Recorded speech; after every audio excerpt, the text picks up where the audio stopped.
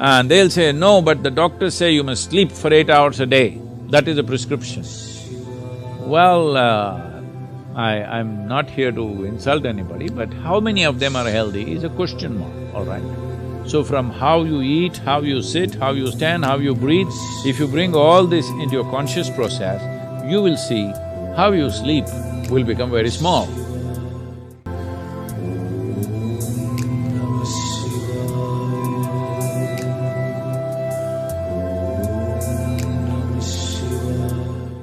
Super insightful, Sadhguru. I'm just out of words. Thank you so much. Sadhguru, so my question is one that a few different students from business schools particularly will relate to, which is life at a B school almost necessitates, working really late. Because to start with, the academic workload is pretty heavy. And then you have a lot of extracurricular activities, and then you have group study assignments. So inevitably, people end up studying late into the night, and many people also prefer it because the night is a quiet time and they find that they're able to focus. So the opportunity cost of sleeping too much is very, very high, and many people just can't afford to do it because they'll be missing out on assignments and things like that.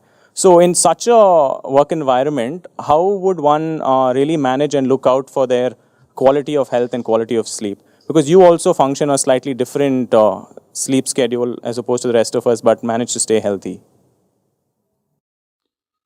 Well, in the business school, they're staying awake in the night. See, whichever way you do it, there are only 24 hours in a day. I've been requisitioning for more hours for a long time and haven't gotten any yet. Only 24 hours. So now the only thing you have to determine is how many hours of sleep your body needs, all right? Not you. How many hours of sleep does the body need? If you yourself need sleep, that means you're trying to escape life. You made experience of life so terrible that you're trying to escape life. Body needs sleep because it's service time. Body needs to be serviced. It's a constantly running machine, so little if you run it slow at certain times, it gets serviced, that's the idea. So right now, if you have some kind of an automobile, or let's say you guys, maybe your new generation doesn't use automobiles anymore, you're all in computers, all right? Let's say you have a computer which needs service once in 6 months, goes away for 3 days or 6 days. That means average 1 day in a month. All right, you can bear with this. But suppose your computer needs 15 days of service per month. Better to junk it, isn't it? Hello? Hello? So right now, you're talking about a body. It is a certain machine, all right? It's a biological machine, but it's a machine. It's a combination of many things, physical stuff, mental stuff, emotional stuff, chemical stuff, so many things, all put together, a complex machine. 8 hours you sleep. At least probably 1.5 hours goes into breakfast, lunch, dinner, all right? I'm assuming, but your dinners may be very long, I don't know. And then bath, toilet, this, that, another 2 hours goes in this and that management of, clothing, this, that, whatever. So essentially, you're spending 12 hours in a day for maintenance. So you are that kind of machine which needs 15 days in a month maintenance. This means half your life is just maintenance. How will you be productive, I'm asking? You said it necessitates nightlife. Well, you said two things. One thing is, it's quiet. Believe me, early mornings are much quieter than nights. Wake up at 3:30 and see everything is dead quiet. 12 o'clock, it's still not quiet. Not in Chandigarh, I'm sure. I hear a lot about Chandigarh's lifestyle these days. Definitely at even 12, 1 o'clock, still activity is going on, automobiles are going on. Wake up at 3:30, 4 o'clock in the morning and see everything is quiet. There are three kinds of people who want to stay awake in the night. Yogis, Rogis and bogies. Well, we'll start with a bogie. One who is looking for, you said extracurricular activity, we don't know what that is, I don't want to inquire into that, okay? Bogies are those who are pleasure seekers. For them, night is a conducive time. So they always, in the world, this kind of activity is called nightlife. Nightlife does not mean studying in the ISB, all right? Nightlife means being on the street and doing something else, whatever that is. And a rogi, somebody is sick, he cannot sleep. Inevitably, he stays up in the night because he cannot sleep. If he lies down, he will cough, he will do this, he will do that, so he will sit up. A yogi also sits up for a different reason altogether. So these are the three kinds of people, yogis, rogis and bogies. Which one are you? You must first determine. You're sure not a rogi. Between a bogi and a yogi, you must decide. Well, yogi need not necessarily mean you're sitting and meditating, you're studying, this is also yoga. Study means what? Something that is not a part of you, you're trying to make it a part of yourself. This is what yoga means union. You got yoked with something. It could be knowledge, it could be an experience, it could be cosmos, it doesn't matter what. But in some way, you're doing some yoga. So you think night is better. This is just a question of lifestyles. This is because in the last 50 years, we as a nation and culture are taking cues from Western societies and paying a big price for that. You will always see people who wake up early in the morning are of a different quality. People who sleep late and wake up late, they're of a different quality. Have you noticed this? So, waking up early in the morning, you will see, you will have a better sense of usage of time than sleeping late night. Well, at a certain time on a certain day, if it happens, it's fine, that's not the point. But as a lifestyle, if you sleep late and wake up early also, that's wonderful. But if you cut down your sleep, are you able to be active and alive through the day? That's a question mark. That will only happen if you enhance your energy quality.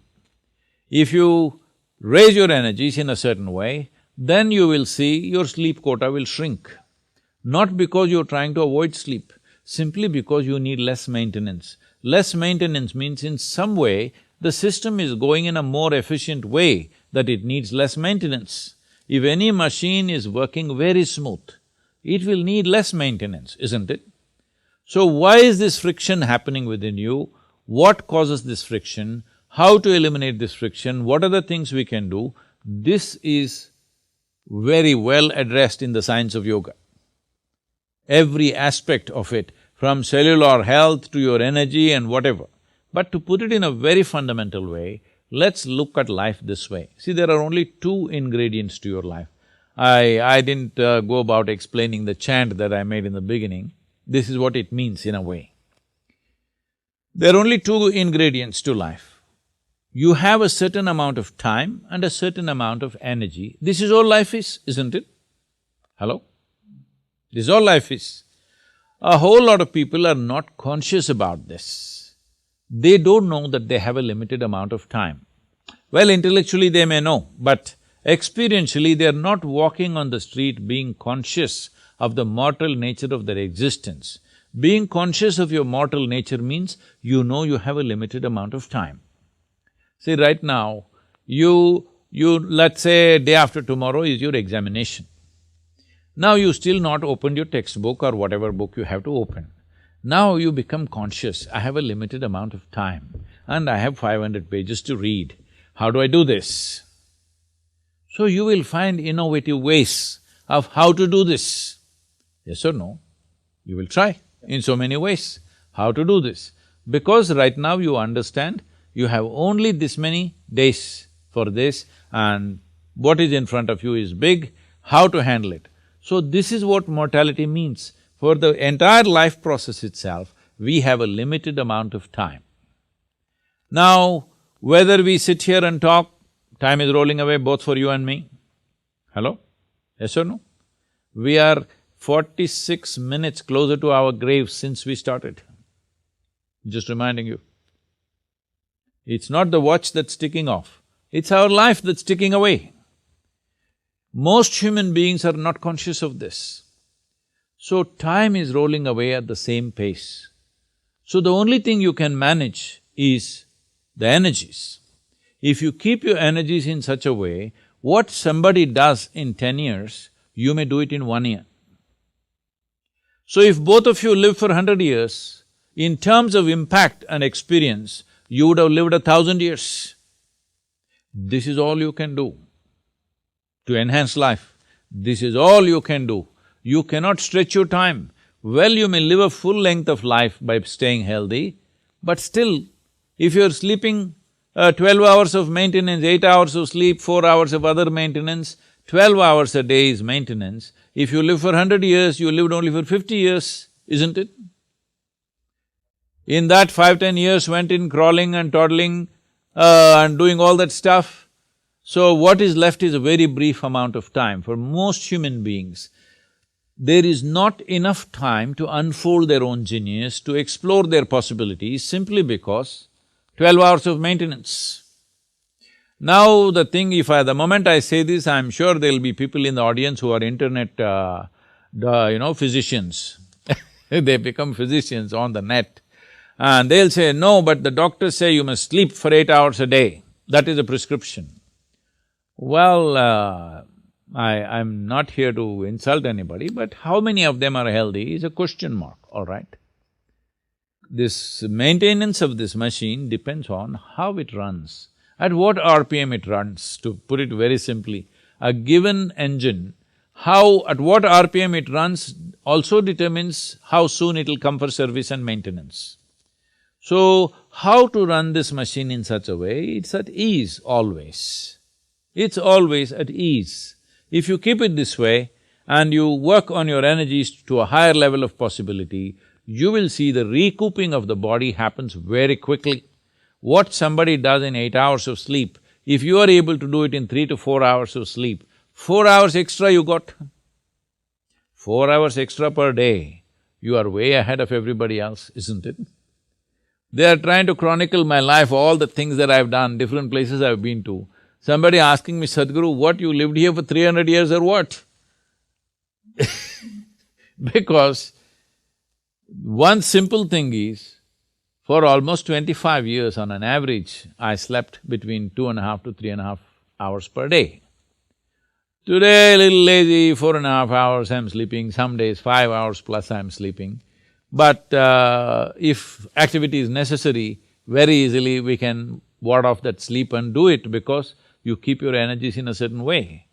So, instead of thinking of life in terms of whether I should sleep in the… I'm a night person or a day… morning person, people are saying, I'm a coffee person or tea person, I'm this person or that person. You can be any goddamn person you wish. This is the freedom of being human, all right? The important thing is, how many hours of wakefulness, how many hours of maintenance. This will determine how you live.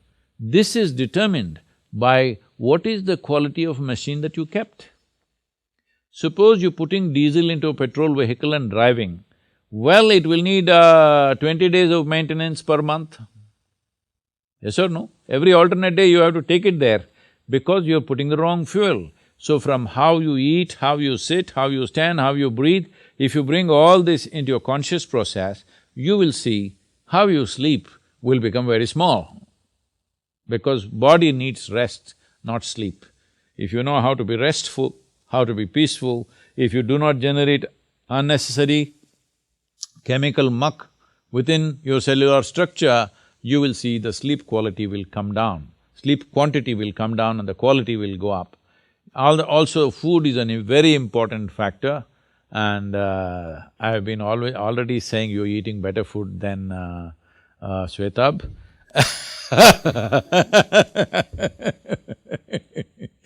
So, what kind of food we eat, there are various dimensions to it. It's not just about protein, vitamin, minerals like this. There are other aspects to the food. And if we take these things into consideration, then our sleep quota will come down, quality of our life will go up. What is 1 minute in somebody's experience will be many more minutes in your experience of creativity and impactfulness in life. So this is the only way you can enhance life, because in terms of time, 1 minute is 1 minute for me and you. Whether we do something, don't do something, sleep, awake, time is just rolling away, not waiting for anybody, isn't it? Yesterday went waste, so can we roll it back and live yesterday again? There is no such thing. There is no rewind on life, that's all I'm saying. You cannot rewind anything, it's gone. What's gone by, a minute that's gone by is gone. So people are saying, I know in your parlance in the business community, people are saying, time is money. What a stupid thing to say. Time is life, it's a fundamental of life. Okay. Thank you, Sadhguru. So, basically by refocusing your energies, by eating good food, yoga, trying to stay at ease while doing work, I think a lot of people will be able to live sustainable lives is what you're trying to say, right? That's a gist, because that's a very hopeful message for me. I did not say sustainable. See, this… No, I must tell you my experience. My early childhood, I'm made like this. Waking me up in the morning is a project. It's a very difficult project. So they make me sit up in the bed, I'll fall back and sleep. They make me sit up in the bed, my mother and my two sisters doing their best to get me out. If they make me get out of the bed, I will sit there and fall asleep. Then they'll drag me to the bathroom and my mother will put a paste on the toothbrush and give it to me, I'll stick it in my mouth and fall asleep. If nobody wakes me up, till I get super hungry or my bladder gets too full, till then I will sleep till noontime, if nobody wakes me up. I started practicing a simple form of yoga when I was little over 11 or maybe 12 years of age. Within about 8 to 9 months, maybe 6 to 8 months, since then, wherever I am, whichever time zone I am, whole lot of times, these days the virus has settled me down a little bit, otherwise every day I was in a different time zone. So, wherever I am, morning between 3:25 to 3:40, I will always come awake. If I wish, I can get up and do what I want. If I feel I need a little more rest, I can lie back and rest for some more time and wake up. Why I'm saying this is, there are certain cycles in the nature. Those cycles are manifesting in every life, including us. If you become little more conscious, you will see when certain changes are happening on the planet, the same things will happen to you and you will come awake, and that's how it should be, not by alarm bell. In spite of my schedules and all the time traveling, I never wake up to an alarm bell. I don't have an alarm actually. I still don't know how to set an alarm on my phone. This is not an admission. Hey, edit this, huh? I shouldn't have said that. I've never set an alarm on my phone, I don't know how to set that because I don't wake up like that. If I have to wake up early, catch an airplane, do this, do that, well, it will happen because the body is capable of that. This is the most complex mechanism. Is it not important we learn to use this well? This is the highest technology on the planet, but most people have not read the user's manual yet. Thank you, Sadhguru. I think that's an important page of the user manual that you've shared today.